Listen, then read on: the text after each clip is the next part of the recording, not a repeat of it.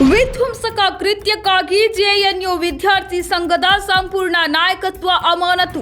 Biometric system ಅನ್ನ ನಾಶಪಡಿಸಿದ್ದಕ್ಕಾಗಿ ವಿದ್ಯಾರ್ಥಿ ನಾಯಕರ ವಿರುದ್ಧ ಕಠಿಣ ಕ್ರಮ.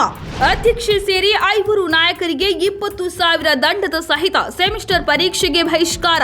ನವದೆಹಲಿಯ Jawaharlal Nehru university central library ಪ್ರವೇಶ ದ್ವಾರದಲ್ಲಿ ಬಯೋಮೆಟ್ರಿಕ್ ಸಿಸ್ಟಮ್ ಅಳವಡಿಕೆ ಮಾಡಿರುವುದನ್ನು ವಿರೋಧಿಸಿ ಪ್ರತಿಭಟನೆ ನಡೆಸುವಾಗ ಸಿಸಿಟಿವಿ ಮತ್ತಿತರ ಆಸ್ತಿಗಳಿಗೆ ಹಾನಿ ಮಾಡಿ ಬಯೋಮೆಟ್ರಿಕ್ ಸಿಸ್ಟಮ್ ಅನ್ನು ನಾಶಪಡಿಸಿದ ಕಾರಣಕ್ಕೆ ಜೆಎನ್ಯು ವಿದ್ಯಾರ್ಥಿ ಒಕ್ಕೂಟದ ಎಲ್ಲ ಚುನಾಯಿತ ನಾಯಕತ್ವವನ್ನು ಅಮಾನತುಗೊಳಿಸಲಾಗಿದೆ. ಜೆಎನ್ಯು ವಿದ್ಯಾರ್ಥಿ ಸಂಘದ ಪದಾಧಿಕಾರಿಗಳಾದ ಅಧ್ಯಕ್ಷೆ ಅದಿತಿ ಮಿಶ್ರಾ, ಉಪಾಧ್ಯಕ್ಷೆ ಗೋಪಿಕಾ ಬಾಬು, ಪ್ರಧಾನ ಕಾರ್ಯದರ್ಶಿ ಸುನಿಲ್ ಯಾದವ್, ಜಂಟಿ ಕಾರ್ಯದರ್ಶಿ ಡ್ಯಾನಿಶ್ ಅಲಿ ಅವರಲ್ಲದೆ ಮಾಜಿ ಅಧ್ಯಕ್ಷ ನಿತೀಶ್ ಕುಮಾರ್ ಸೇರಿ ಒಟ್ಟು 5ರನ್ನ 2 ಸೆಮಿಸ್ಟರ್ಗಳವರೆಗೆ ಅಮಾನತುಗೊಳಿಸಲಾಗಿದೆ.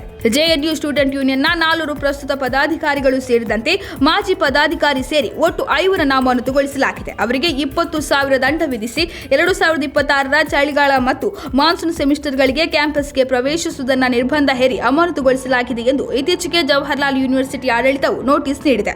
2025ರ ನವೆಂಬರ್ 21ರಂದು ಜೆಎನ್ಯು ಕ್ಯಾಂಪಸ್ನಲ್ಲಿರುವ ಡಾಕ್ಟರ್ ಬಿಆರ್ ಅಂಬೇಡ್ಕರ್ ಸೆಂಟ್ರಲ್ ಲೈಬ್ರರಿಯ ಪ್ರವೇಶ ದ್ವಾರದಲ್ಲಿ ಬಯೋಮೆಟ್ರಿಕ್ ಸಿಸ್ಟಮ್ ಅಳವಡಿಸಿರುವುದನ್ನು ವಿರೋಧಿಸಿ ಹಲವು ವಿದ್ಯಾರ್ಥಿಗಳು ಪ್ರತಿಭಟನೆ ನಡೆಸಿದರು. ಈ ವೇಳೆ ಗಲಾಟೆಯಾಗಿ ಬಯೋಮೆಟ್ರಿಕ್ ಸಿಸ್ಟಮ್ ಅನ್ನು ನಾಶ ಮಾಡಲಾಗಿದೆ ಹಾಗೂ ಸಿಸಿಟಿವಿ ಕ್ಯಾಮೆರಾಗೆ ಹಾನಿ ಮಾಡಿದ್ದರು. ಇದರಿಂದ ಜೆಎನ್ಯು ಆಡಳಿತಕ್ಕೆ ಅಂದಾಜು 20 ಲಕ್ಷ ರೂಪಾಯಿ ನಷ್ಟವಾಗಿತ್ತು ಎನ್ನಲಾಗಿದೆ. 2025ರ ನವೆಂಬರ್ 21ರಂದು ತನಿಖೆ ನಡೆಸಲಾಯಿತು. ಇದೀಗ ಯೂನಿವರ್ಸಿಟಿ ಆಡಳಿತವು ವಿದ್ಯಾರ್ಥಿ ಸಂಘದ ನಾಯಕತ್ವದ ಮೇಲೆ ಶಿಸ್ತಿನ ಕ್ರಮ ಜರುಗಿಸಿದ್ದು, ಅಮಾನತುಗೊಂಡ ಸದಸ್ಯರಿಗೆ ಆಶ್ರಯ ನೀಡುವ ವಿದ್ಯಾರ್ಥಿಗಳು ಶಿಸ್ತು ಕ್ರಮವನ್ನು ಎದುರಿಸಬೇಕಾಗುತ್ತದೆ ಎಂದು ಎಚ್ಚರಿಸಿದೆ.